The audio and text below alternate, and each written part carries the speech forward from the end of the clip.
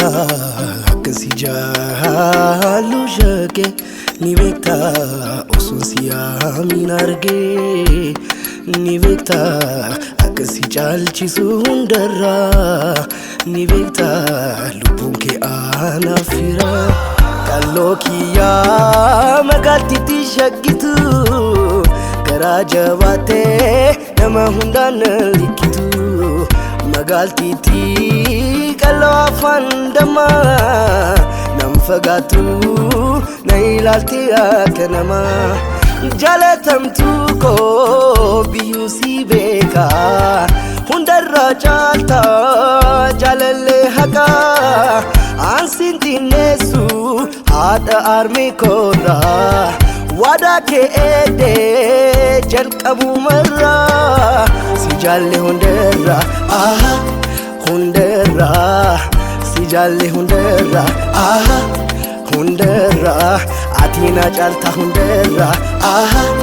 hundarraa si jaalle hundarraa hundarraa qalbii kan koo naaf jiisitee jiru kan si naaf jiraattee naaf jiraachuun kee anaa wayyaa si jaalachuun koo anaa wayyaa naaf jiraachuun kee anaa wayyaa naaf jiraachuun kee anaa wayyaa ni beekta atu ni beekta atu ni beekta atu ni beekta atu ni beekta atu ni beekta atu ni beekta atu ni beekta amma fedhiin koo si waliin jiru guyyaaf galgalaa gammachuu guru balbala koo cabsee gaddi haa deemu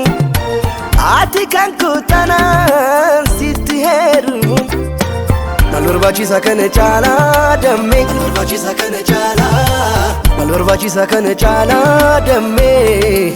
kiyya taanaan mal barbaachisaa kana caalaa dammee mal barbaachisaa kana caalaa mal barbaachisaa kana caalaa dammee kiyya taanaan qalbii kan koo naaf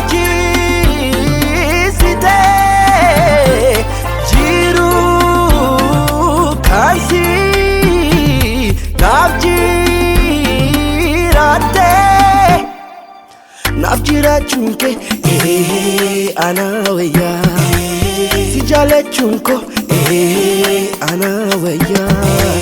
naaf jiraachuun kee anaa wayyaa naaf jiraachuun kee anaa wayyaa Sikelulee dinaa umri koo kukkute akkuma baasee hin fidu waan kanaaf na taate Sikelulee dinaa